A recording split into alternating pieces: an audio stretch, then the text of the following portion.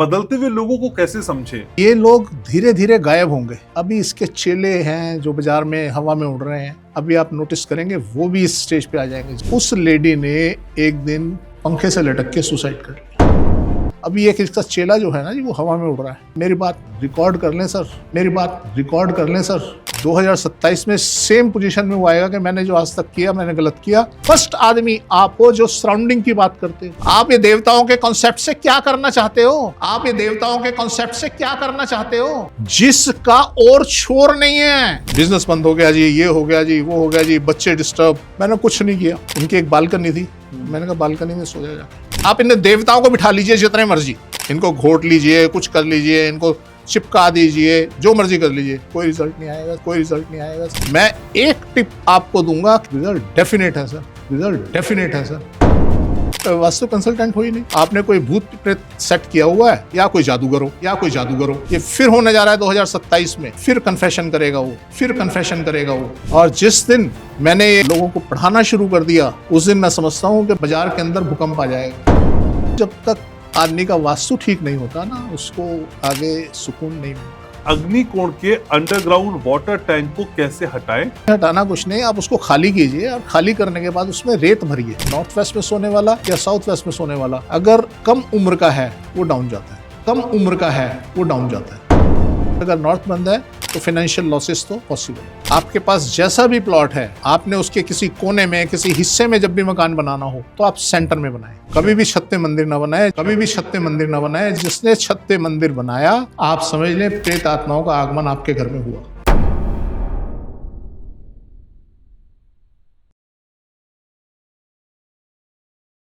तो शुक्रवार को जब शाम के 6 बजते हैं तो हम आपके साथ आपकी बातों को लेकर हाजिर होते हैं। और ये बातें सिर्फ बातें नहीं है, ये आपके जीवन को आगे बढ़ाने का काम करती हैं। और सबसे अलग, सबसे हटकर, सबसे ईमानदार राय और एडवाइस सिर्फ वास्तु ग्लोबल की शानदार पॉडकास्ट में आपको मिलती है। मैं आपके साथ घनश्याम हूं और मेरे साथ आपकी समस्याओं का निदान करने के लिए या आपको जीवन की राह पे आगे रास्ता दिखाने के लिए हमेशा हाजिर होते हैं वर्ल्ड फेमस वास्तु एक्सपर्ट और वास्तु ग्लोबल के फाउंडर डॉक्टर महेश गुप्ता। कैसे हैं सर? बढ़िया सर, आज ये फिजाएं बदली हुई हैं। नया सेटअप। आप मालिक हो सर, जो अरे सर, आप आते हैं तो सब कुछ बदल जाता है।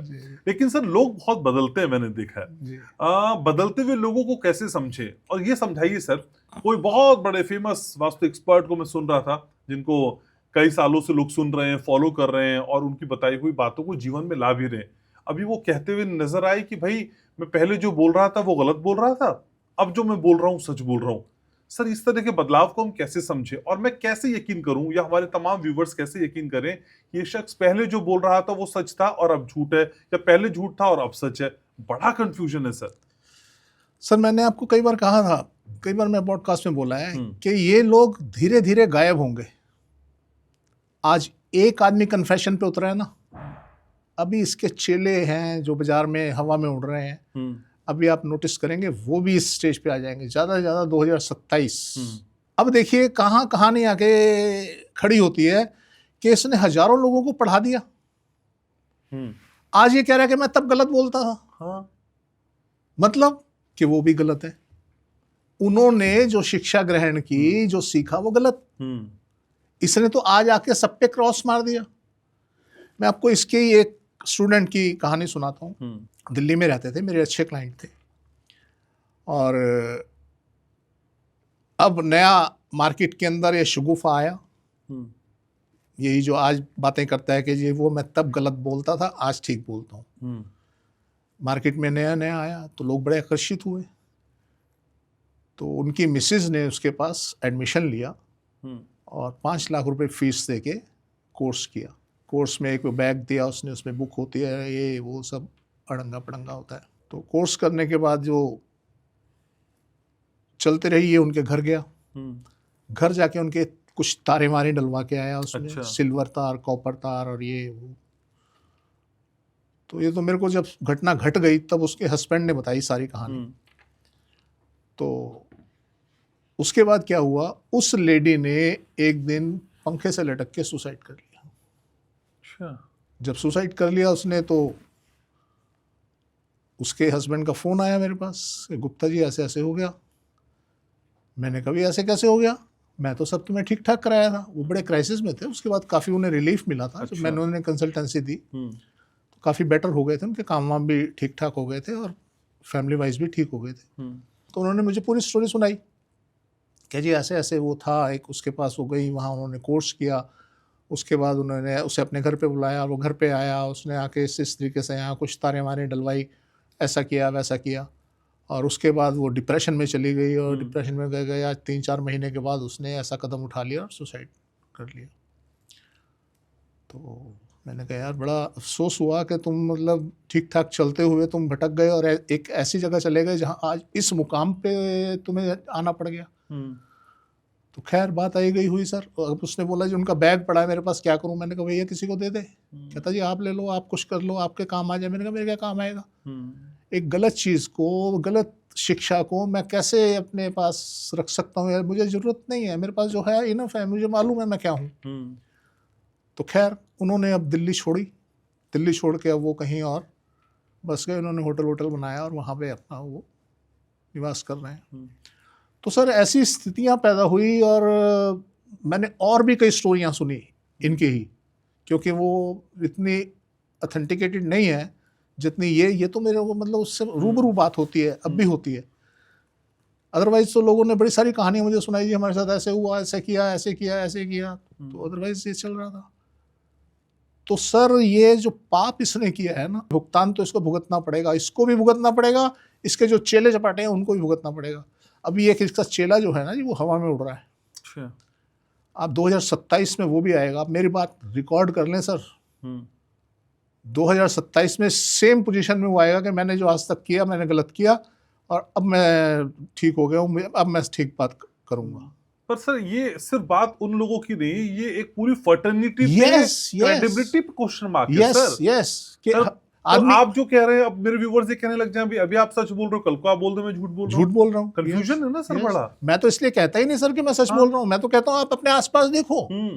मैं जो बोल रहा हूँ मेरी बात पे, मैं कई बार आपने सुना होगा मैं बोलता हूँ मेरी बात पे विश्वास मत करो, किसी की बात पे विश्वास मत करो। मैं जो बोल रहा हूँ अपने आसपास देखो या उसको यूज करके देखो, आपको पता चल जाएगा।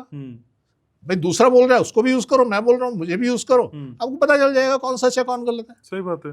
तो मैं तो सीधा मेरा तो एक ही जवाब है कि आप अपने आसपास देखिए क्या मैं बोल रहा हूँ सच बोल रहा हूँ।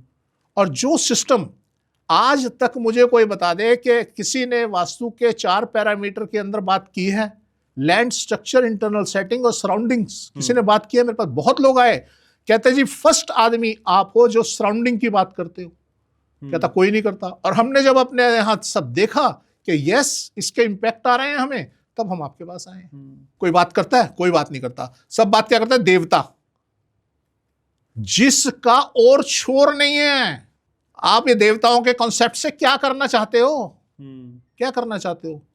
मैं जो बोल रहा हूं आप अपने यहां अप्लाई करके देखो ना तो देवताओं का कॉन्सेप्ट जो समझा रहा है उसे समझ है और ना इससे कुछ होने वाला है। हम जब हम पढ़ा करते थे ना जी, तो बड़े सारे स्टूडेंट थे हमारे साथ।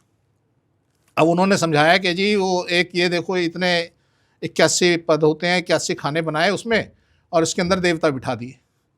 जब देवता बिठा दिए वो कहे, उसने एक लेडी थी वो कहती सर मेरे तो कमरा ही मेरा 10 बाई 10 का है। अब अगर 10 बाई 10 में ये 81 खाने में बना दूंगी तो 6-6 इंची में देवता आ गए, तो मुझे तो टाप टाप के जाना पड़ेगा, घर में चलना पड़ेगा कि कहीं के पैर ना आ जाए मेरा किसी देवता पे। तो सर ये जो कॉन्सेप्ट है इससे कोई लेना देना हमारे किसी सिस्टम का नहीं है। आप बनाते रहिए ना देवता, कितना ही बना लीजिए। और मैं जो आपको एक टिप देता हूं ना जी किसी को, अगले दिन उसका रिप्लाई आ जाता है मेरे पास कि सर मेरे साथ ये होने लग गया। एक बांग्लादेश से आए थे मेरे पास, बड़े परेशान, बिजनेस बंद हो गया जी, ये हो गया जी, वो हो गया जी, बच्चे डिस्टर्ब। मैंने ही बताया उनको कि आपके घर में ये चल रहा है।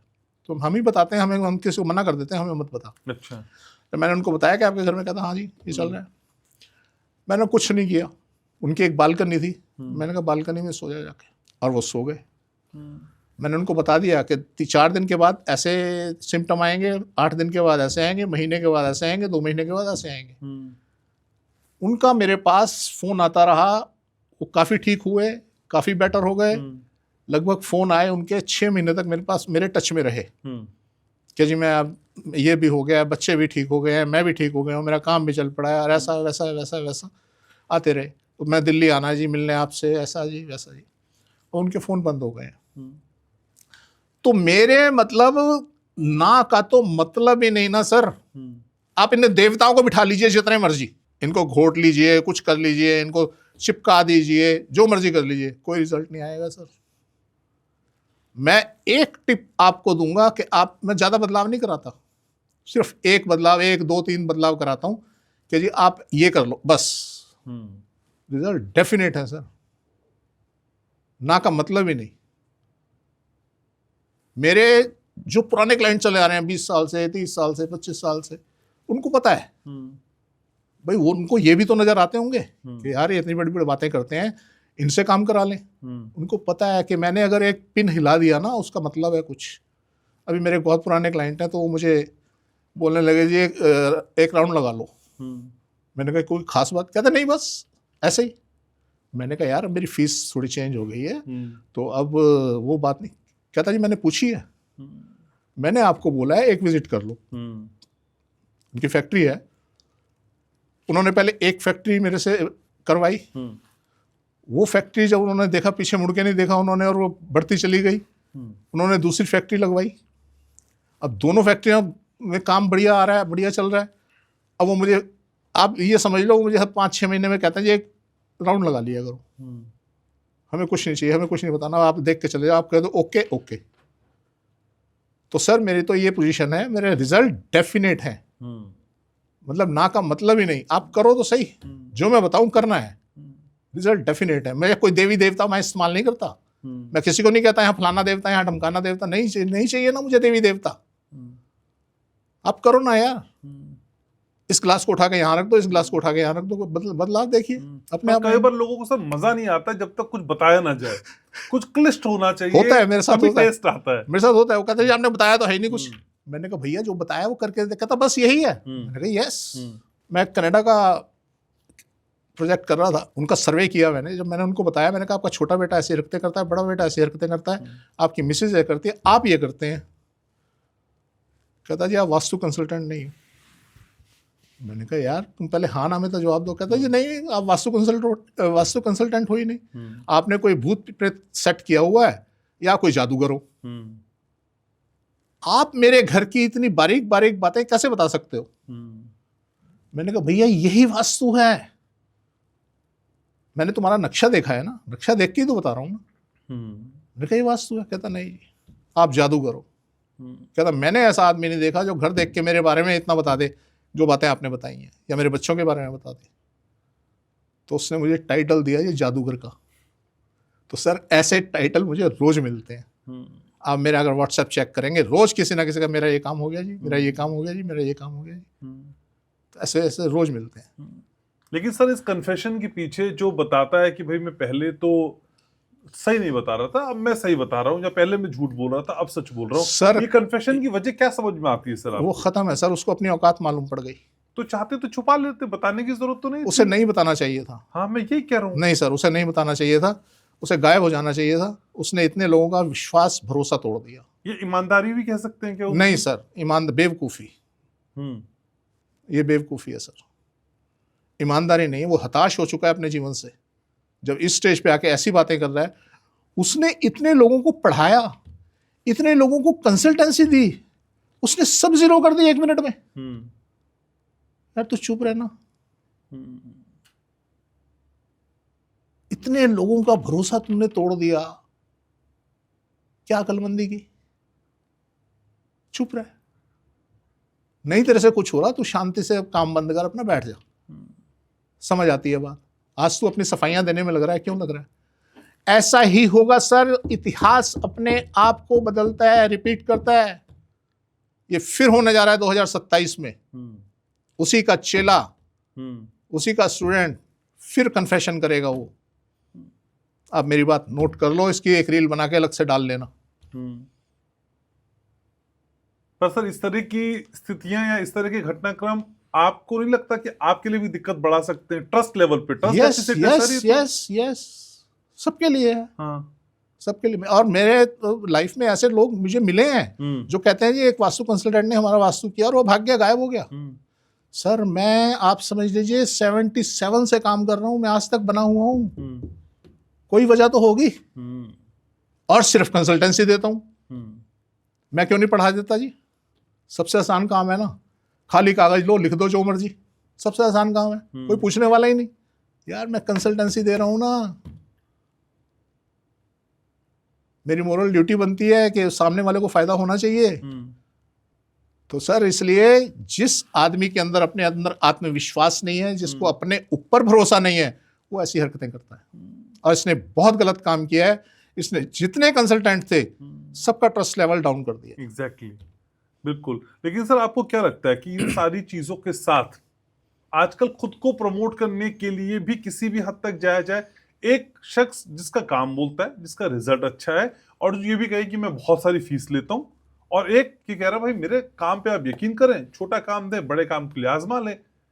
सर उसके बाद के किसी पर्सनैलिटी के लिए चाहिए? इसे सीधे शब्दों में समझूं कि डॉक्टर महेश गुप्ता अगर किसी फिल्म स्टार के साथ बैठ के कुछ बात करने लगे तब वो वास्तु ज्यादा प्रभावी होगा, या महेश गुप्ता कहीं भी बैठ के बात करें? सर मैं तो देखिए, आपने नोटिस किया, मैं सिवाय अपने चैनल के कहीं नहीं जा रहा। एग्जैक्टली। मुझे इतनी ऑफर आ रही हैं, इतनी ऑफर आ रही है, लोग पॉडकास्ट के लिए मुझे पैसा दे रहे हैं कि जी आप ले लो कुछ, आप आ जाओ। मैं नहीं जा रहा ना सर। क्यों नहीं जा रहा? मैंने करना क्या है? मैं आज अपने चैनल पे आने के बाद भी मैं लोगों को अटेंड नहीं कर पा रहा। किसी को रिजल्ट देने के लिए सर मेहनत करनी पड़ती है, हवा में नहीं हो जाते काम। रंग लगा के, पेंट लगा के, टेप लगा के काम नहीं होते। हम रिजल्ट देते हैं, हम रंग पेंट नहीं कराते। हम कहते कुछ नहीं करना तूने, जैसा घर है पड़ा रहने दे, एक ऑब्जेक्ट को इधर से इधर, एक ऑब्जेक्ट अपने आप को इधर से उधर, बस कुछ नहीं करना, कोई तोड़ फोड़ नहीं, लेना नहीं देना नहीं। तो वास्तु की ब्रांडिंग नहीं होनी चाहिए? नहीं, करें ब्रांडिंग, करें ब्रांडिंग, करें, करनी पड़ती है सर। आज मैं आपके साथ बैठा हूं, पॉडकास्ट कर रहा हूं, क्यों कर रहा हूं? मैं ब्रांडिंग ही तो कर रहा हूं, करनी चाहिए। जब लोगों को पता ही नहीं चलेगा कि मैं क्या हूं, तो लोग मुझे क्यों कांटेक्ट करेंगे ना। सर मैं आज तक छुपा रहा ना, मेरे पास लंबे क्लाइंट चले आ रहे थे, 20 साल से, 25 साल से, 30 साल से चले आ रहे थे।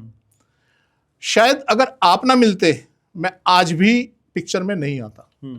मुझे कोई ऐसा शख्स चाहिए था जो जेन्युइनली मेरे से बात करे। आपके अंदर जो मैंने एक खूबी देखी कि आप जो क्वेश्चन करते हो उसके पीछे लाग लपेट नहीं होती। मैं जैसा हूं मुझे वैसे सामने वाला चाहिए ना। और मैं जितने पॉडकास्टर देखता हूं सब अनाप शनाप पता नहीं क्या क्या बातें पूछते रहते हैं। तो मैंने जब आपके अंदर ये बात देखी तो तब मैं आपके साथ जुड़ा।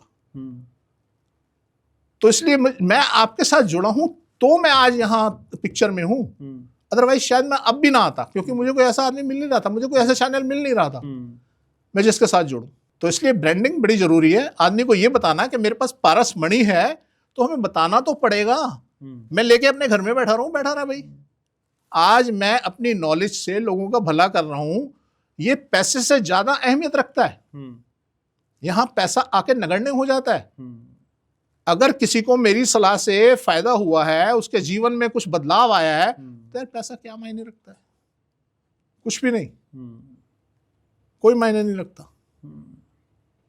और जिस दिन मैंने ये लोगों को पढ़ाना शुरू कर दिया, उस दिन मैं समझता हूं कि बाजार के अंदर भूकंप आ जाएगा। कई और कन्फेशन आ जाएंगे, कई और कन्फेशन आ जाएंगे, क्योंकि आज मैं अकेला हूं, तब मेरे पास टीम होगी जो मेरी भाषा बोलेगी। तब मेरे पास टीम होगी जो मेरी भाषा बोलेगी। आज उनकी टीम उनकी भाषा बोलती है। हम तेज बोल के किसी बात को, दूसरे की बात को दबा तो सकते हैं, उसे खत्म नहीं कर सकते। आज वही हो रहा है कि लोग तेज बोल के मेरी बात को दबा रहे हैं। तो जिस दिन मैंने किसी अपनी टीम को तैयार कर दिया, मैंने 20, 30, 50 लोगों को सिखा दिया, और 50 लोग ये कहने वाले बन जाएंगे कि यस ऐसा होता है। और आज भी मैं समझता हूं कि बहुत बड़ा तबका एक ऐसा है जो महेश गुप्ता को जानता है कि यस महेश गुप्ता बदलाव ला सकता है। पर हर आदमी पिक्चर में नहीं आता।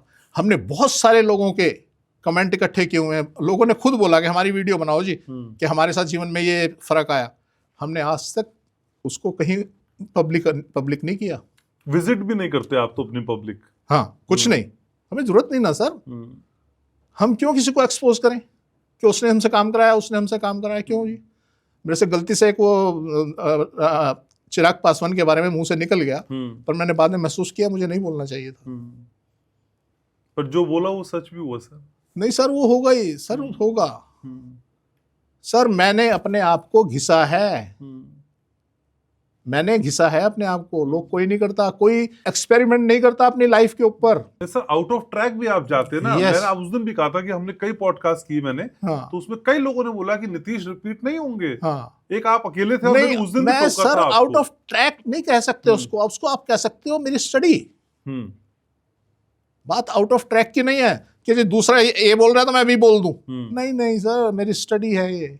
और भी भविष्य में आपको ऐसी ऐसी भविष्यवाणियां बताऊंगा मैं जो यस वो खरी उतरेंगी। तो ये तो सर हालिया मामले हैं। हाँ। बिहार की सरकार, सुनामी का आना, हाँ। और अब एविएशन सेक्टर की जब हम चर्चा Yes. करते हैं वो आपने पहले ही बता दिया। आप बताते हैं कि ए इनिशियल्स वालों को 2026 में खतरा है। तो ये Yes. तो हालिया भविष्यवाणी है। जी जी जी। लेकिन सर कोई ऐसा, जब आप बताते हैं कि भाई बदलाव आते हैं, कोई ऐसी केस हिस्ट्री समझ में आ रही है, कोई ऐसा केस समझ में आ रहा है जिसने वो वास्तु उपाय की और जीवन बदल गया, जो बहुत दयनीय स्थिति में था और अब खुशहाल है?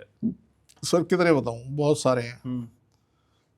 और फिर क्या होता है, कई बार हम जब फ्लो में बोल रहे होते हैं ना, उसका नाम निकल जाए, जगह का नाम निकल जाए मुंह से, तो थोड़ा सा दिक्कत होती है।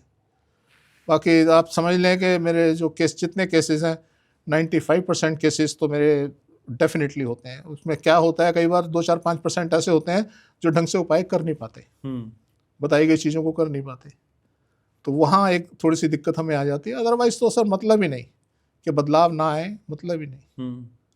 लेकिन सर बदलाव आने की बात एक तरफ, और दूसरी तरफ ये कह देना हम जो पहले कह रहे थे अब नहीं कह रहे। ओ सर, बड़ी ट्रस्ट नहीं बनेगा ना। बड़ी दुखद स्थिति है ये, उसको नहीं करना चाहिए था। उसने सारे पूरे हमारे जो वास्तु से रिलेटेड या जितने कंसल्टेंट थे, उसने सबके ऊपर क्वेश्चन मार्क लगा दिया कि ये आज ठीक बोल रहा है, पहले ठीक बोल रहा था या आगे ठीक बोलेगा। तो उसने सब पे क्वेश्चन मार्क लगा दिया। तो इससे बड़ा फर्क पड़ता है सर। तो सर इस तरह का क्रेडिबिलिटी पे जब सवाल उठेगा तो फिर किसी बाबा के साथ स्टेज पे बैठना पड़ेगा पॉडकास्ट के लिए। सर जिसको अपने ऊपर विश्वास नहीं है ना, जो कन्विंस नहीं कर सकता। देखिए मैं स्लो एंड स्टडी चल रहा हूँ, मेरी कोई ऐसी इच्छा नहीं मैं जंप लूं और रातों रात मैं अरबपति खरबपति बन जाऊं, मेरी कोई इच्छा ही नहीं है। क्योंकि इतना सब कुछ देख लिया मैंने बचपन में इतना धन देख लिया ना, खत्म हो गई वो इच्छाएं, खत्म हो गई। आज मैं सिर्फ हैंड टू माउथ अपने आप को समझता हूँ, मैं इतना ही रहे मेरे बहुत है मेरे लिए, कि मेरे पास उतना आता है कि साईं इतना दीजिए जामे कुटुंब समाए, मैं भी भूखा ना रहूं साधना भूखा जाए। तो मेरा कॉन्सेप्ट आज की लाइफ का ये है। तो इसलिए जो ये बाबाओं के साथ बैठना या किसी और बड़े सेलिब्रिटी के साथ बैठ के अपने आप को प्रमोट करना, ये उनके लिए जिनको अपने ऊपर भरोसा नहीं है, जो अब कन्विंस नहीं कर सकते सामने वाले को कि यस मैं जो बोल रहा हूँ ठीक बोल रहा हूँ। मैं क्या बोलता हूँ जी, मेरे को ठीक मत मानो, मैं ठीक नहीं हूं, मैं जो बोल रहा हूं अपने यहां चेक कर लो। वो बोले ना कि मैंने टेप लगाई अपने यहां चेक कर लो, मैं बोलता हूं सर कि मैं जो बोल रहा हूं अपने घरों में चेक करो। और सर सब ऐसे ही आते हैं मेरे पास, कहते हैं जी आपने बताया था और ऐसे ऐसे हमारे यहाँ हो गया और मैं अब आप बुला रहा हूं। एक शख्स अभी हम विजिट करके आए, वो कहता है जी मैं 15 साल से मेरे यहाँ रोज मालिश वाला आ रहा था, अब आपने मेरे को ऑनलाइन मीटिंग ली उसने कि जी आपने मुझे बताया कि ऐसे ऐसे आप ऐसा करो तो आपको ये करना चाहिए, आप ठीक हो जाओगे। कहता है 3 दिन के बाद वो मालिश वाला आना बंद हो गया, मैं ठीक हो गया, मेरे 15 साल पुराना दर्द कहाँ गायब हुआ है मुझे नहीं पता। तब उसने मुझे अपने बहुत बड़े प्रोजेक्ट के लिए कॉल किया। तो इसलिए सर मुझे ज़रूरत नहीं है किसी की, मुझे किसी धर्मचार्य की ज़रूरत नहीं, मुझे किसी कथावाचक की ज़रूरत नहीं, मुझे किसी की ज़रूरत नहीं है। मैं जैसे चल रहा हूँ मैं ठीक चल रहा हूँ, मैं संतुष्ट हूँ अपनी लाइफ से। जी ठीक है। लेकिन सर विश्वास लोगों में बना रहे या जो अब टूटने की दिशा में जाता हुआ दिखाई देता है, इसको बिल्डअप करने के लिए क्या किया जाए? सर मैं तो हमेशा एक ही बात कहता हूँ कि मुझे मत फॉलो करो, मुझे मत सुनो मेरी, मैं आप समझ लो मैं झूठ बोल रहा हूँ, आप करो ना जो मैं बोल रहा हूँ, झूठ बोल रहा हूँ ना, आप अपने घरों में चेक करो। ऐसा है तो यस, मुझे अप्रिशिएट कर देना, नहीं है मुझे गालियां दे देना। यस। लेकिन सर इस तरह का माइंड ऑफ स्टेट जो हमने देखा उसके पीछे आप क्या वजह समझ सकते हैं कि एक शख्स इतना मजबूर कैसे हो गया कि वो खुद सार्वजनिक मंच पे आया और उसने कहा कि भाई पहले मैं गलत बोल रहा था और अब मैं सही बोल रहा हूं? सर वो अपना मानसिक संतुलन खो बैठा है। ये कईयों के साथ हुआ है, मैंने कईयों को देखा है लाइफ में। खराब वास्तु है, वास्तु भी खराब है, उसका वास्तु भी खराब है। और वो जो जब कर देते हैं ना जी, उनको सब समझ आ जाती है कि हमने गलत कर दिया, तो वो मानसिक संतुलन खो बैठते हैं। क्योंकि उसके साथ तो कुछ ऐसी घटनाएं भी घटी जिस वजह से वो थोड़ा सा डिस्टर्ब भी है और उसने एक कदम उठाया, पर उसको नहीं उठाना चाहिए था। तुम सबको एक कश्ती में कैसे टांग सकते हो भाई? आज तुम्हारी वजह से पूरा का पूरा जो वास्तु समाज है वो तो दिक्कत में आ गया, वो क्वेश्चन मार्क लग गया उन पे।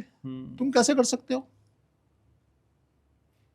अभी एक और आदमी आने वाला, आपको फिर बोल रहा हूं, 2027 के अंदर एक कन्फेशन और आएगा। पर सर इस कन्फेशन से आम आदमी का फायदा क्या? अगर आप गलत बोल के तब लोगों को लूट रहे थे और आप आके सच बोल दो तो बेचारा जो आप पे यकीन कर रहा हो तो उसकी क्या गलती थी? नहीं, कोई गलती नहीं। पर सर हताशा तो मैटर करती है ना। जितनी हताशा आज उसके अंदर है, जिसने बोला है, यही हताशा उसमें भी आएगी। जितने गलत लोग हैं जो गलत कार्रवाई कर रहे हैं आज, दो तरीके के लोग होते हैं। आप जितने ये कथावाचक कह लीजिए या जितने भगवान को मनाने वाले या मानने वाले कह लीजिए, एक आदमी कहता है भाई भगवान है, उसने देखा हुआ है, उसने जाना हुआ है, तो उसको कॉन्फिडेंस है कि यस वो है, वो बात समझ आती है। एक आदमी खुद को मालूम है कि भगवान नाम की कोई चीज नहीं और वो लोगों को कह रहा है भगवान है। तो जो दूसरा आदमी है उसमें वो तो गिल्टी है ना अपने अंदर, तो उसको पता है कि मैं झूठ बोल रहा हूं, मैं लोगों को झूठ बता रहा हूं। अल्टीमेटली तो उसका विनाश निश्चित है और उसके साथ जितने लगे हुए उनका भी विनाश निश्चित है। झूठ ज्यादा टाइम नहीं चलता सर, एक ना एक दिन वो सामने आता है। कितनी परतों में छुपा के रख लो उसे, वो निकल के बाहर आएगा ही आएगा। आज उसके साथ यही हुआ है। जब उसने देखा कि यार मेरे को चारों तरफ से घेर लिया गया है। मेरे को एक और मिला था सज्जन, वो शायद जयपुर से हैं। अच्छा। तो उनका ये कहना था, उसने मेरे पास सारी कटिंग भेजी, उसने सारे न्यूज़पेपर में और सब केस वेस किए इसके ऊपर, उसने इसको बोल दिया था, कहता मैं तेरे को बर्बाद कर दूंगा। तो मुझे उन्होंने भेजे, मुझे सारी कटिंग भेजी। कोई चंडीगढ़ में या कहाँ पे, लुधियाना में शायद इनका ऑफिस था। अच्छा। वो ऑफिस बंद हुआ और इस तरीके से बड़े सारे केस उसने मुझे दिखाए। तो सर ऐसी चीज़ें तो मतलब ये बड़ी हमारे लिए चिंता का विषय बन जाती है ना। समाज में ऐसा हो रहा है, लोगों को इस तरीके से करना पड़ रहा है, तो बड़ा गलत काम है। तो सर विश्वास किसी का किसी पे टूटे या हमें फर्क नहीं पड़ता, आपका विश्वास हमारे व्यूवर्स पे है और इस विश्वास का प्रमाण है कि उनके कमेंट सेक्शन पे खूब सारे सवाल आपके लिए आते हैं। शुरुआत करते हैं लोगों के सवालों के साथ जी। सर ये हैं तरुशील, ये कह रहे हैं कि गुरुजी आपकी आवाज और गायकी दोनों लाजवाब है, आप स्टार मेकर पर गाइए। और साथ ही एक सवाल भी पूछते, क्या वास्तु खराब हो तो गला भी खराब हो जाता है? यस। कैसे? सब कुछ हो जाता है, ये सब गलत हो जाएगा ना, गला भी खराब हो जाएगा, सब खराब हो जाएगा। तो गले को दुरुस्त रखना है तो क्या करें वास्तु में सर? देखिए मैंने आपको बताया, मैं 1984 से मैं रिसर्च पे हूँ। खराब वास्तु में रहा, खराब। उससे पहले मैं कुछ गुनगुना लेता था, गा लेता था, या मैं म्यूजिक मेरी लाइफ थी, म्यूजिक मेरा जीवन थी और मैं इसके बिना रह ही नहीं पाता था। पर जब से मैं रिसर्च में आया, मैं सब कुछ भूल गया, इतनी विसंगतियों में पड़ गया और इतने झंझट मेरे गले में पड़ गए। मैं जो खराबियां हो सकती थी, सोच सकते थे, वो हुई। अच्छा। मैंने 2018 में जब मैं थक गया तो मैंने एक विराम लेने की कोशिश की और मैंने एक अच्छा हाउस रेंट पे लिया। उसके बाद से मुझे सुकून मिलना शुरू हुआ और आज आपने मेरी उस आत्मा को फिर से जगा दिया। तुम आज तक क्यों नहीं, मैंने क्यों नहीं गाया, मैं क्यों नहीं इस तरफ गया? तो मैं समझता हूं जब तक आदमी का वास्तु ठीक नहीं होता ना, उसको आगे सुकून नहीं मिलता। आप कितने ही बड़े सिंगर हों, आप कुछ भी हों, आपको कहीं ना कहीं पीछे धकेल दिया जाता है अगर आपका वास्तु खराब होता है। आप कितने बड़े कलाकार क्यों ना हो ना। और मैं एक बात जो, क्योंकि मैं खुद एक अपने आप को कलाकार समझता हूँ, तो मैं ये समझता हूँ कि जो आर्टिस्ट होता है ना, वो दिल का बड़ा साफ होता है। जितने भी आर्टिस्ट आज तक हुए हैं, अगर उनकी जीवन शैली आप उठा के देख लें तो बड़े सेंसिटिव, नाजुक और ईमानदार होते हैं। इमोशनल भी होते हैं। Emotional, sensitive, emotional. हाँ, वही। तो ये एक कुदरत की देन है मुझे, हम्म, मैं बचपन से ही ऐसा हूँ। हम्म, मैं जो मेरे मन में होता है, जो मेरे दिमाग में हो सकता है वो गलत हो, हम्म, पर जो मेरे दिमाग में होता है मैं सामने वाले को बोल देता हूँ। हम्म, तो इसलिए मैं समझता हूँ कि कुदरत ने मुझे अच्छी चीज़ दिया। मेरे दिमाग पे, मेरे दिल पे कोई आज भी बोझ नहीं है कि मैंने कभी किसी को गलत बोल दिया या गलत समझा दिया, गलत शिक्षा दे दी या मैंने गलत किया। तो मेरे दिल पे कहीं बोझ नहीं है किसी तरीके का। तो मैं इसको बहुत बड़ी बात समझता हूँ। ठीक है सर। सर अगला सवाल है चौधरी 3XP आईडी से जो है, ये कह रहे हैं कि अग्निकोण के अंडरग्राउंड वाटर टैंक को कैसे हटाएं, कोई विधि है या कोई उपाय है या इसे तोड़ दे, हमें गाइड करिए। कुछ नहीं हटाना, कुछ नहीं, आप उसको खाली कीजिए और खाली करने के बाद उसमें रेत भरिए। उसमें जमना सैंड होती है, रेत होता है, उसके कण बारीक होते हैं और उसमें कैविटी नहीं आएगी, कहीं होल नहीं रहेगा, कोई हवा नहीं रहेगी। आप उससे भर दीजिए और उसको खाली कर दीजिए। आप उसके ऊपर वाटर टैंक रखिए, कहीं रखिए, कोई दिक्कत नहीं है। बाकी उसको ज़रूर बंद कर दें आप, क्योंकि आपके यहाँ कोर्ट से रिलेटेड मसले, पुलिस से रिलेटेड मसले, ये होने का भय बना रहता है। ठीक है सर। ये सवाल है नरेश का, कह रहे हैं कि मुझे सर ये बताइए कि मेरी दुकान पश्चिम मुखी है जिसका ईस्ट, नॉर्थ और साउथ बंद है, क्या कोई खतरा है? हाँ, थोड़ा है तो सही, इसमें दिक्कत रहेगी, सेल वेल में दिक्कत आ सकती है और दिक्कतें बिजनेस में रिलेटेड दिक्कतें आ सकती हैं आपको। तो इसमें आपको ये करना चाहिए कि आप अपना फेस साउथ की तरफ करके बैठें। आप अगर पश्चिम मुखी दुकान है तो आप पश्चिम में बैठें और इस तरीके से बैठें कि आपका फेस साउथ में हो जाए। तो मैं समझता हूँ आपको ज़रूर फल अच्छा मिलेगा। और अगर हो सके तो एक पिट बना लें नॉर्थ में, क्योंकि सब चारों तरफ बंद पड़ा है। नॉर्थ में एक पिट बना लें और जब भी सहूलियत हो दुकान चेंज कर लें। ओके, ठीक है। सर रविंद्र कुमार का एक सवाल है, हिमाचल से हैं, कह रहे हैं कि अगर हमें पता ही ना हो कि एक्चुअल में हमारा जो लैंड एरिया है कहाँ तक है और किसी वजह से सरकार भी हमारी प्रॉपर्टी का डिमार्केशन नहीं कर पा रही है, तो कितने एरिया में हमारा घर बना है, उस एरिया का वास्तु काउंट कैसे होगा और वास्तु अपने हिसाब से पूरी लैंड एरिया काउंट कर सकता है जो हम पे असर डाल रहा है? अगर आपने अपने लैंड एरिया में बाउंड्री वॉल बना रखी है फिर तो सारा एरिया काउंट होगा। अगर बाउंड्री वॉल नहीं बनी हुई और सिर्फ आपका घर बना हुआ है तो उस लैंड एरिया से आपको कोई कंसर्न नहीं है। तब आपका जो लेआउट है, आपके जो घर का प्लान है, वो मैटर करता है कि आप उसके अंदर कहाँ रह रहे हैं, कैसे रह रहे हैं, आपका वास्तु किस तरीके का है, सिर्फ उस पर काम होगा। और अगर जैसे आपने बताया कि सरकारी दिक्कतें आपको आ रही हैं, आपको डिमार्केशन नहीं हो पा रही और सब चीज़ें नहीं हो पा रही, तो इसके लिए तभी उपाय आपके घर में हो सकता है। ये एम जोत शायरी हैं सर, इनका सवाल है, मैं हरियाणा से हूँ, मेरे बड़े भाई की शादी हो गई है, हमारे पास 2 रूम है जो साउथ में है, बीच में हॉल है, एक रूम नॉर्थ वेस्ट में है, उसके आगे एक हॉल जैसा ओपन रूम है, सोते समय हम कैसे सेटिंग रखें? देखिए, अगर आपकी एज लगभग बराबर है तो आप ये समझ लीजिए, आप उस डायरेक्शन को मान लीजिए, आपके दोनों रूम साउथ में हैं। जो साउथ वेस्ट का रूम है उसमें आपका भाई सोए बड़ा, और आप उससे जो ईस्ट में रूम आता है उसके उस रूम के ईस्ट में आप उसमें सोएं। तो आपको ऐसे अपनी सोने की व्यवस्था कर लेनी चाहिए। अगर आपकी उम्र बहुत छोटी है तो फिर उस रूम में सोएं जो आप बता रहे हैं नॉर्थ वेस्ट से आगे भी एक रूम है, इसका मतलब वो नॉर्थ में आ गया, तो आप उसमें सोएं। सर सुहानी का एक सवाल है, ये कह रही हैं कि नॉर्थ वेस्ट की एंट्री है और उनके पति का जो इलाज हुआ वो हाउस नंबर 2312 में हुआ और उनका जन्म 25 नवंबर 1978 को हुआ और प्रदीप कुमार उनका नाम ये बता रही हैं और कह रही हैं कि मेरी प्रॉब्लम बहुत बड़ी है, अब तक तो मैं शायद मर चुकी होती, जिंदगी से बहुत तंग हूँ, बच्चों के बारे में सोचती हूँ, पति भी बहुत सुनाते हैं मुझको और उसके घर वाले बोलते हैं कि अब दुनिया में मुझे नहीं रहना चाहिए। अगर आप कुछ बता सकते हैं बताइए सर, मैंने 2 बार आपको मैसेज भी किया लेकिन शामिल नहीं हुआ। सुहानी जी, आपने बताया नॉर्थ वेस्ट फेसिंग हाउस है, इन्होंने रूम बताया कोई कहाँ पे? सर रूम नहीं बताया, हाउस नंबर बताया 2312। नहीं, उससे कुछ नहीं होता।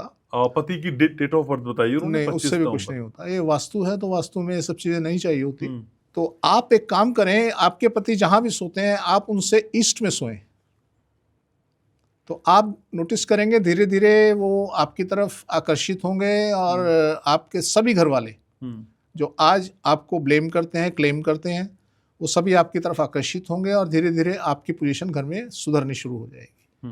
तो आप इतना करें और नेक्स्ट टाइम पे आप थोड़ा सा ये बताएं घर में कमरे रूम कहाँ कहाँ है। हाँ, हमें डेट ऑफ बर्थ नहीं चाहिए, हमें रूम आपके हाउस का नंबर नहीं चाहिए, तो हमें ये सब नहीं चाहिए। आप सिर्फ ये बताएं कि आपके रूम कहाँ कहाँ बने हैं, हम और बेहतर तरीके से आपको सजेस्ट कर पाएंगे। सर शिवशंकर हैं, कह रहे हैं कि सर मेरे घर का साउथ बंद है, ईस्ट भी बंद है, नॉर्थ खुला है और वेस्ट भी खुला है, कैसी स्थिति है घर की? बहुत बढ़िया स्थिति है। नॉर्थ खुला है, साउथ बंद है, ईस्ट बंद है, वेस्ट भी खुला है। वेस्ट भी खुला है। देखिए, जो आप बता रहे हैं वो स्थिति बहुत ज़्यादा भयानक तो नहीं है, पर बहुत अच्छी भी नहीं हम कह सकते, क्योंकि वेस्ट भी ओपन है आपका और ईस्ट आपका बंद है। तो इसलिए आप समझ लें कि एक नॉर्मल हाउस है और इसमें बाकी आपकी व्यवस्था पे डिपेंड करता है कि आपकी इंटरनल सेटिंग क्या है, कौन कहाँ सो रहा है, कौन कहाँ सो रहा है, इस पे बड़ा निर्भर करता है। तो अगर वो भी आप बता दें और नेक्स्ट एपिसोड के लिए आप उसमें अपना क्वेश्चन डाल दें कि कहाँ कमरे रूम कहाँ कहाँ बने हुए हैं, तो हम बेहतर सजेस्ट कर पाएंगे। तो कई दिक्कतें सर इंटरनल सेटिंग से भी दूर हो सकती है। बिल्कुल हो सकती हैं, बिल्कुल हो सकती हैं। सर जया तिवारी का बेंगलौर से मैसेज है, कह रही हैं कि मैंने बहुत से ऐसे परिवार देखे हैं जहाँ 2 भाई रहते हैं, बड़ा भाई कुछ करता नहीं, छोटा भाई ही उसकी नौकरी भी लगवाता है और फाइनेंस की दिक्कतें बहुत ज्यादा रहती हैं। इस तरह की स्थिति किन घरों में होती है और कैसे आप आकलन कर पा रहे हैं? देखिए, कुछ चीज़ें तो ऐसी होती हैं, ये एस्ट्रोलॉजिकल रीज़न भी हो सकता है कि छोटा भाई आपका ऐसा उन्नत स्थिति में हो, ऐसे ईयर में पैदा हुआ हो कि उसकी एनर्जी ज़्यादा है और बड़े भाई की एनर्जी डाउन है। तो ऐसी स्थिति एक तो इस वजह से पैदा हो जाती है और दूसरी स्थिति इसलिए पैदा हो जाती है कि आपका छोटा भाई अगर मान लीजिए कुछ ऐसी जगह पे सो रहा है, वो ईस्ट में सो रहा है और बड़ा भाई आपका साउथ या नॉर्थ वेस्ट में सो रहा है, तो उससे भी ये स्थिति पैदा हो जाती है कि बड़ा जो नॉर्थ वेस्ट में सोने वाला या साउथ वेस्ट में सोने वाला अगर कम उम्र का है, वो डाउन जाता है, लथार्जिक हो जाता है, काम के अंदर मन नहीं लगता और वो काम ना करने की उसकी इच्छा होती है। और जो ईस्ट में होता है वो बलवती होता है और काम के लिए भागा भागा फिरता है। तो एक ये स्थिति हो सकती है, ऐसी स्थिति हो सकती है। और नॉर्थ बंद तो आप सब समझ ही गए होंगे कि अगर नॉर्थ बंद है तो फाइनेंशियल लॉसेस तो पॉसिबल है। ओके सर, दीपक का मैसेज है मुंबई से, कह रहे हैं कि मैं 1 BHK फ्लैट में रहता हूँ जो नॉर्थ फेसिंग है, मेन डोर के सामने ऊपर जाती हुई सीढ़ियां हैं, सामने दूसरा कोई फ्लैट या कंस्ट्रक्शन भी नहीं है, ईस्ट और वेस्ट दोनों बंद हैं, हॉल किचन और बेडरूम के साउथ साइड में खिड़कियां हैं, टॉयलेट और बाथरूम नॉर्थ साइड में है, किचन साउथ में है और मेरे फ्लैट का जो बेडरूम है वो वेस्ट में है। सर हम बच्चों को कौन सी दिशा में सुलाएं और ये मेरे फ्लैट का डिजाइन के वास्तु के हिसाब से आप ठीक मानते हैं? नहीं सर, हम इसे उन्नत वास्तु नहीं कह सकते। आपके घर में जो एनर्जी आनी चाहिए वो नहीं आ रही आपके। आप मोटा मोटी ऐसे समझ लें कि जाने के रास्ते खुले हुए हैं, आने के रास्ते बंद हैं। बड़ी मेहनत करनी पड़ती है आपको कुछ भी पाने के लिए। अगर आपका भाग्य बहुत उन्नत है तो भी आपको मेहनत करने से ही मिलता है, बहुत मेहनत करनी पड़ती है। अदरवाइज ये घर बहुत बढ़िया घर नहीं है। अगर सामने वाले में कोई नहीं है और आप अगर रेंट पे रह रहे हैं और सामने वाला घर ले लीजिए, आप नोटिस करेंगे कि डेफिनेटली आपको रिलीफ मिल जाएगा। आप रह के देखिए कुछ दिन, तो आपको फर्क पता चल जाएगा। ठीक है सर, अगला सवाल है, इनकी आईडी है एडी वायोब। ये कह रहे हैं मेरा घर पश्चिम की दिशा में है लेकिन दक्षिण में बालकनी है जिनको मैंने पर्दों से कवर कर दिया है, क्या ये ठीक है? हाँ, ठीक तो है, पर अगर बालकनी ना हो तो ज़्यादा बेहतर रहता है। तो अगर इस स्थिति में बालकनी को कवर कर दें तो ठीक चलेगा सर? हाँ, कवर कर सकते हैं उसको। आप एल्युमिनियम से कवर कर सकते हैं, ब्रिक वर्क कर सकते हैं, कुछ भी कर सकते हैं, उसको कवर कर दें तो ज़्यादा बेहतर रहेगा। लेकिन सर आप कहते हैं नॉर्थ में अगर दीवार भी है तो कोई फर्क नहीं पड़ता, एनर्जीज आएंगी, और साउथ में अगर हम ब्रिक लगा दें या एल्युमिनियम से कवर कर दें तो नेगेटिव इंपैक्ट नहीं पड़ेंगे। कैसे सर, वहां भी तो पास होगी ना एनर्जी तो सेम? देखिए, नॉर्थ में दीवार है, नॉर्थ से एनर्जी आ रही है आपके पास, आप समझ लीजिए आपके पास 100 रुपये आ रहे हैं, आपको कितने मिल जाएंगे नॉर्थ से? 90, 80। अब साउथ में कुछ नहीं है, कितने जाएंगे आपके? 150, 200, 300। ओके।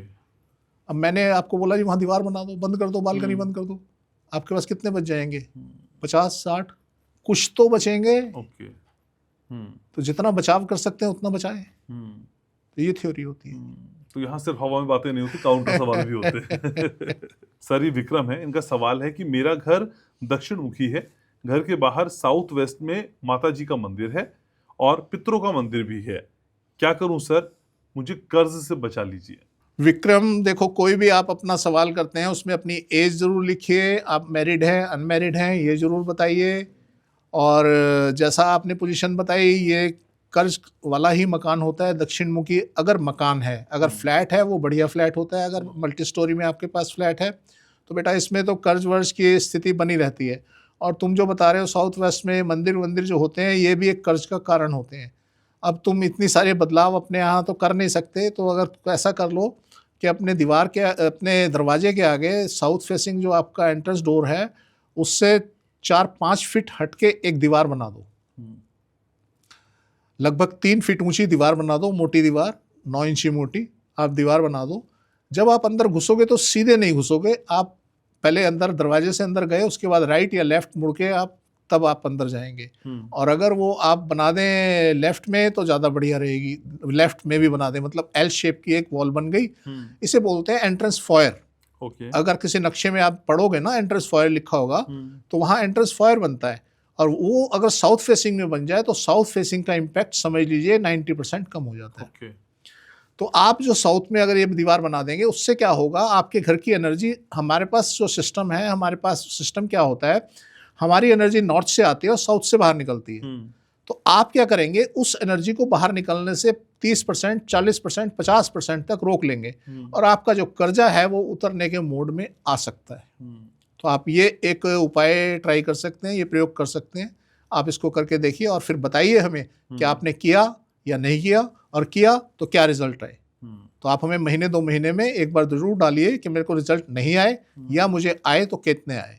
ठीक है सर, मोनू कुमार का एक सवाल आया है, ये कह रहे हैं कि मुझे आपके वास्तु उपाय बहुत पसंद है और मैं अपने घर में कुछ बदलना चाहता हूँ लेकिन बदल नहीं पा रहा हूँ, और मेरा घर जो है वो वेस्ट फेसिंग है और जो हमारा सोशल नेटवर्किंग है वो भी बहुत कम है, क्या करूँ सर, जो चाहता हूँ वो पूरा हो जाए, प्लीज कोई उपाय बताइए। यहाँ भी ये सेम प्रॉब्लम है कि इन्होंने अपनी एज नहीं लिखी। तो आप जब भी कोई क्वेश्चन करें तो कम से कम उसमें अपनी एज लिख दीजिए, तो उसके हिसाब से हम आपको आपका जोन बताएंगे। तो आप कोशिश करें आप साउथ जोन की तरफ सोएं या वेस्ट में सोएं। अगर आप छोटी उम्र में हैं, आप 25 साल से कम हैं तो वेस्ट में सोइए, और उससे बड़े हैं तो आप साउथ में सोइए। तो एक ये प्रयोग आप करके देख लीजिए। अब क्योंकि वेस्ट फेसिंग आपका हाउस है तो डेफिनेटली आपके south west, yes waste facing है, तो आपके दरवाजे के सामने ईस्ट आ रहा है और आपके राइट पे साउथ है। तो आप देखें अगर वहाँ पे सामान ज़्यादा है उस सामान को खाली करें, हटाएं, वहाँ तिजोरी है उसको हटाएं, तो डेफिनेटली आपको लाभ मिलेगा। सर, एक आईडी है PBK 9112, उनका सवाल है कि सर अमेरिका, कनाडा, अधिकतर यहाँ दक्षिण मुखी घर हैं और अधिकांश जो कार पार्किंग है और जो गैराज है वो दक्षिण पूर्वी या दक्षिण पश्चिमी कोनों पर है, क्या आपका मतलब है गैराज बिल्कुल दक्षिण क्षेत्र में नहीं होने चाहिए? हाँ, बिल्कुल दक्षिण क्षेत्र में नहीं होने चाहिए। आपको जब आप कनाडा की और अमेरिका की बात करते हैं, आपको मैं बता दूं वहाँ पे 90% हाउस जो होते हैं वुडन होते हैं। जब वुडन हाउस होता है तो उसके अंदर जो एनर्जी है वो इतना काम नहीं करती, इतनी रुकती नहीं है, पूरी एनर्जी का फ्लो वहाँ लगभग 90% होता है। इस वजह से ज़्यादा इम्पैक्ट नहीं आता। और दूसरा वहाँ पे एक और काम होता है, वहाँ बाउंड्री वॉल नहीं होती, तो इस वजह से भी आपका जो हाउस है सिर्फ वही हाउस ही कंस्ट्रक्टेड होता है। और अगर बेसमेंट है तो नीचे सॉलिड होता है। आपने अगर बेसमेंट बनाई तो बेसमेंट में कंक्रीट से बेसमेंट बनाई जाती है, ऊपर सारा आपका वुडन हाउस होता है। लगभग हाउस ऐसे होते हैं, जो बड़े हाउस होते हैं वहाँ सीमेंटेड बनाया जाता है, अदरवाइज हाउस ऐसे होते हैं। अब आपने जो गराज बनाया है वो अगर साउथ में है तो डेफिनेटली फ़र्क पड़ेगा। मेरे पास बहुत ऐसे केस आते हैं जब मैं उनसे पूछता हूँ कि कोई एक्सीडेंट या कुछ, एक को तो मैंने जब बताया उनको कि आपके यहाँ एक्सीडेंट हो तो उसने मुझे बताया कि 2 दिन पहले मेरा बेटा यहाँ मोटरसाइकिल खड़ी करता था, 2 दिन हम्म। पहले उसका बड़ा भयंकर एक्सीडेंट हुआ है और वो हॉस्पिटल में है। हम्म। तो इस तरीके से ये जो थंब रूल बने हुए हैं, ये गराज नहीं भी है, मान लीजिए गराज नहीं है, आपने ओपन में वहाँ खड़ी कर दी अपनी बाइक या अपनी कन्वेंस खड़ी कर दी, तो भी आपके लिए हार्मफुल है। हम्म। तो ये तो होनी ही नहीं चाहिए। हम्म। आप उसे कहीं ईस्ट में, नॉर्थ में, कहीं भी खड़ा करें, वहाँ खड़ा ना करें। सर संगीता सिंह का सवाल है, कह रहे हैं कि मेरा प्लॉट वेस्ट फेसिंग है, 25 फीट चौड़ाई है और 60 फीट ऊंचाई, वेस्ट में सामने 25 फीट आ रहा है और मुझे अपना नया मकान बनवाना है, तो कहाँ पर हमें ये मकान बनवाना चाहिए, प्लीज बताएं। आप सेंटर में बनाओ जी। हम्म। कभी भी आपके पास जैसा भी प्लॉट है, आपने उसके किसी कोने में, किसी हिस्से में जब भी मकान बनाना हो, तो आप सेंटर में बनाएं। ये एक थंब रूल है वास्तु का। लोग क्या करते हैं, साउथ वेस्ट में बना लेते हैं कि जी साउथ वेस्ट बड़ा उन्नत स्थिति होती है, मकान साउथ वेस्ट में बना दो। और उनके यहाँ क्या होता है, जोड़ों का दर्द, गठिया, पाइल्स, और बच्चे हाइपर रहते हैं, बच्चे ढंग से बात नहीं करते, उनकी ग्रोथ नहीं हो पाती, और उनकी ऐसी स्थितियां, उनकी भी खुद की भी ग्रोथ नहीं हो पाती। आपने सारी डायरेक्शन को एंजॉय करना है। हर डायरेक्शन आपके घर के अंदर होनी चाहिए, हर डायरेक्शन आपके घर के बाहर होनी चाहिए। तो आपको जब भी ऐसी स्थिति का सामना करना पड़े, तो अपना घर आप सेंटर में बनाएं। ठीक है सर, एक सवाल है, ये इन्होंने नाम नहीं लिखा लेकिन सवाल भेजा है, कह रहे हैं कि सर कुछ स्विमिंग पूल के बारे में बताइए। मेरे पड़ोसी के प्लॉट के दक्षिण पश्चिम की ओर एक स्विमिंग पूल है, क्योंकि ये उसके प्लॉट के उत्तर पश्चिम की ओर है, मुझ पे इम्पैक्ट डालेगा? डेफिनेटली डिपेंड करता है कितना गहरा है। अब जितना गहरा वो है, उतना बड़ा तो ये अपने यहाँ स्विमिंग पूल नहीं बना पाएंगे। एटलीस्ट 2-4 बोर करा दें, 200-250 फीट गहरे बोर करा लें तो अपने नॉर्थ में, तो कुछ इम्पैक्ट कम हो जाएगा, अदरवाइज वो तो हार्मफुल है ही।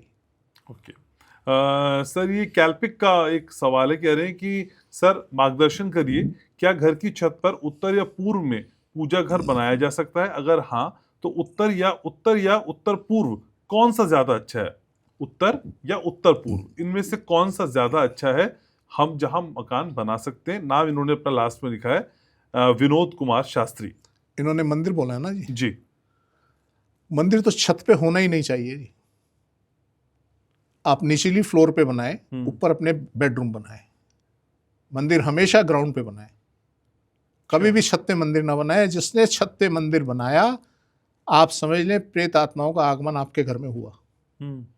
तो इसलिए भूल के भी छत पे मंदिर ना बनाएं। अगर आप नीचे सोते हैं, आप ऊपर सोते हैं तो ऊपर बना लिया, आपने बात समझ आती है। बाकी आप नीचे बनाएंगे, आपके लिए बहुत फ्रूटफुल रहेगा।